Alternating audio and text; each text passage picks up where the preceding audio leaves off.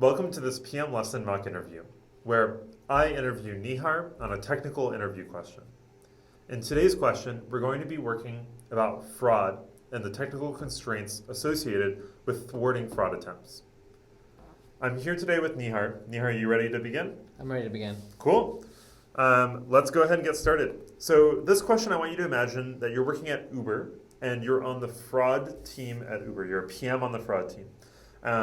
And so Uber, let's just kind of go back in time. Uber has just implemented promo codes, which are the ability to, let's say I sign up for Uber and I give you my promo code, you can sign up and then we both get credit in the app. However, unfortunately, a lot of people are taking advantage of it and a lot of people are, using fraudulent attempts to create fake accounts or to find ways to take advantage of this promo code system to get more money and free credits for their Uber account. So the question that I have for you then as the PM of the fraud team is, what different steps would you take and approaches to solving this problem of fraudulent accounts?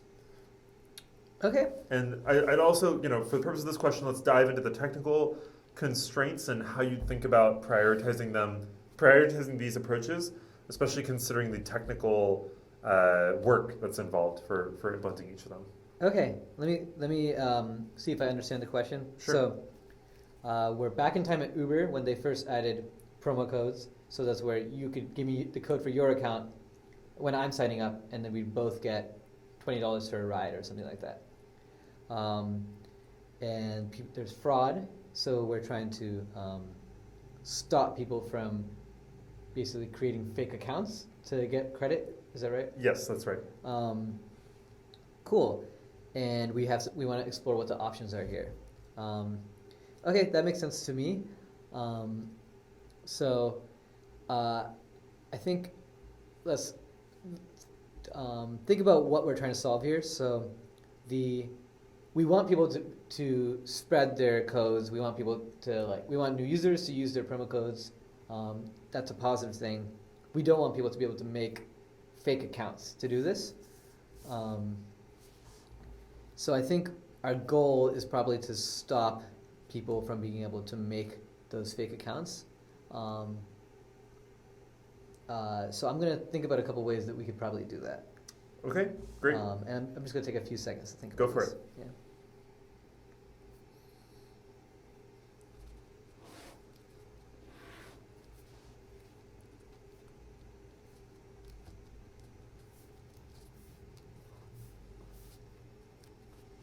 Okay. I think I have a couple things to talk about. Okay. So I think, from my understanding, all that Uber requires to sign up is an email address. Let's go with that assumption with for that, now. Okay, Yeah. cool. So I think one thing that would probably be important is let's not, if you have your code and I'm a new user signing up with it, and we both get $20, I think we should wait until I've completed a ride before we give you that credit. Okay. And what's the reason for that? Yeah, and the reason for that is that otherwise it would be too easy for you to just create another account, type in a new email address, and immediately earn credit. Gotcha. Because Makes it would be sense. very easy for you. You would just have to create an account. Right. But if you had to complete a ride, there's more involved there because you have to hook up your payment and do all those things. Right. So I think that would be very important to do early. You could even wait until the other person has completed a couple of rides. You could wait until they complete 5 rides so that you actually have to put some time and money. Sure. So I think that's one of the first things that comes to mind. I think that would be pretty important. Another thing that comes to mind is verifying pieces of information. So some pieces of information that come to mind are a phone number, a credit card, an ID, your name, things like that. And I think those would help prove that you're a real person. Because Sure. I think, from what I understand, the core thing we're trying to do here is stop people from making fake accounts just to make these promos. So the way to stop people making fake accounts is to get real pieces of information from them. Why can't I just lie about that information? So I have a different credit card, I can put a different name, Like, Yeah. why would that system stop me there? Yeah, I think the way I'm thinking about this here is we're just adding layers. I Okay. think if there's someone who really, really wants to cheat us, they can like get a new phone, they can get new credit cards, they can lie in different ways. But at some point, the amount of money and effort this would take would be greater than the amount of money they'd earn. Gotcha. And if it's something like $20 of Uber credit, if we've put enough barriers in there, then it's no longer worth it for you to try to commit fraud. Yeah, so I'm going to dive a little more into each of these things. Go for it. Yeah, I would love to hear also the technical Yeah. kind of work that would be involved and how you would communicate that to the engineering team in terms of how you'd prioritize some of these approaches. Definitely. Yeah. And I also wanted to add verification on something like Facebook or social media verification. Gotcha. So I'll start with social media verification. That would involve us to integrate with something like Facebook. So we'd have to add integration with Facebook APIs, or say we use Google or another service. It would involve some technical work there to for us to connect with Facebook. And assuming that doesn't exist right now, we'd have to associate users with Facebook accounts. There would be that seems like it would involve. It would not be something that we could add very easily because we'd basically adding another piece to the system. Phone numbers. I'm assuming Uber already has phone numbers. I'm not too familiar with whether or not they're required, but I know that you can receive texts to your phone when your Uber is arriving. Right. So it seems like that system is already built, and forcing you to verify your phone seems like it would be something that would be a barrier that we'd be okay with implementing. But I think with both of these things, we'd have to be conscious of adding additional friction to the sign-up flow, because if the sign-up flow right now is like just enter an email address, and now we're saying, oh, but you also have to verify your phone, and you also have to verify yourself on Facebook, then like we're going to be losing accounts, and Uber overall would suffer. So we want to make sure we're keeping that in mind. Okay. One thing that is standing out to me though is credit card verification, or just stopping you from using your credit card on multiple accounts, because you probably are required to have a credit card to use Uber. But some cases you might run into there are, say you actually do want to use your credit card on two different accounts, like you're a parent and a child, and you give your child an account, and then they want to use their same credit card. Yeah, I think that's not actually perfect either, now that I really think about it. Yeah, so I think from those things that come to mind, we also mentioned ID verification. What is that exactly? So forcing you to upload an ID during the sign-up process. Like a driver's license, for example. Something like that, and then we could really verify your identity. My guess there is that this is a lot of friction, that we'd be adding too many steps into the sign-up flow. And so I think we didn't really call this out explicitly before, but I think we'd probably want to keep that in mind. So one of our goals is stop people from making fake accounts, but another goal is probably don't stop people from easily making real accounts. So I think that's kind of shaped up. That goal is shaped up a little as we've talked about this. Yep. So I think both of those need to be kept in mind. So I would say the very first thing that our team should implement is don't give out code until the user has taken a certain number of rides. Gotcha. So I'd say that seems technically one of the easiest things we've mentioned, because we already have all the data on when people are taking rides. We already have data. We already have the system to give people credit.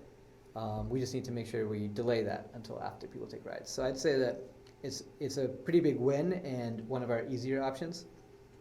And then I would say that another thing we haven't discussed is taking those attributes we discussed before and looking at them as a whole. So if a user is using the same phone and the same credit card and the same name, then they're almost definitely a fake account. Or if they like share a phone and a credit card, they might be a fake account. So things like that, like maybe looking at them as a whole. I think this also could be a good opportunity to introduce machine learning, to look at all these attributes together. If we had the resources, feed it into a model that, and say, hey, look, this is the user's phone, credit card, name, and when they've taken rides and where they've registered, things like that. Feed it in, and then ideally our model would say, oh, actually, you know what, there's a high risk of fraud here, and maybe lock the account and require some of the other permissions. Gotcha. And so this sounds like a lot of work, but really effective. Yeah, so yeah, exactly. I think this would be down the line. So I gotcha. think so I'd say, yeah, the easiest thing is put a simple limit, like start, say, require you to take a certain number of rides before we give you credit. This machine learning model we just discussed, probably one of the more comprehensive solutions, but would take a lot of effort because you'd have to build out a machine learning model, you'd have to have a team working on it, you'd have to categorize and feed in a lot of data. So I'd say that's probably like a long-term goal. And in the medium term, I would lean on some of these other verification methods. So I think phone verification seems very likely, and repeated credit cards seem like two things that Uber's already collecting that would give a lot of signal. So I think I don't have exactly all the details on exactly how we'd want to implement that, but I think that users that use the same phone or same credit card or just require an extra degree of verification there. So maybe on those users require them to upload an ID or something like that to continue, because we suspect those accounts. So I think I would start with ride limits, go on to looking at phones and credit cards, which is information we already collect, and trying to see if there's markers of fraudulent accounts. And then long term, move on to building out a machine learning model to identify fraudulent accounts. Awesome. Great. I think we can end the interview question here. I think that ended on a great note. Overall, great job on the interview question. And now I'm going to kind of go into some feedback. Great. Sound good? Yeah. Cool. Overall, like, really thought you did a great job kind of identifying all possible avenues we have for fraud detection, and really going through and carefully discussing each one. One option I think we didn't discuss was actually removing the thing altogether. So perhaps, like, you know, one very lightweight thing to do if we want to avoid fraudulent accounts is just not have the promo codes in the first place. And, you know, a little bit of discussion around that, although that might be kind of an uncommon choice, and, like, you know, it's most likely that the promo codes are doing a lot of good for the service. That is an escape hatch at the very far end of the spectrum. I thought you did a really good job of discussing the technical constraints and really understanding what has already been built, what hasn't already been built, you know, so like phone numbers already built in, maybe that might be easier, but, you know, like the Facebook. Yeah, the Facebook, exactly, like that kind of stuff. So you're able to talk about like what has or has not been built yet. And I think that's a really good way to think about it, and that's exactly how engineers would think about it too. I thought you did a really, really good job with the friction to sign up and kind of segmenting the users into almost like two different goals that we have. We have a goal of stopping fraudulent users, but also protecting our non-fraudulent users and like helping them get accounts. And with fraud, that's a really important thing to not only think about like, okay, well, we can quash all the fraud, but then we can just get like 3 users a day only, right? So like knowing that you have to protect those users too with thinking about fraud is really important. And lastly, I just wanted to say that, like, you know, the summary at the end was really helpful, where you really enumerated it. And I know we don't have a whiteboard, and if we did, we probably would use the whiteboard. But like, still going through, kind of even using your hand gestures the way you did, and just saying like 1 is here, 2 is here, and 3 is here, it was really effective to just kind of summarizing, okay, what exactly is your answer to this question, and how do we think about it?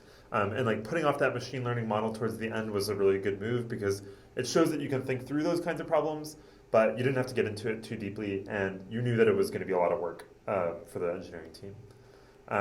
Overall, great job on the interview question, though. Cool. Thanks, Yeah, Steven. thank you.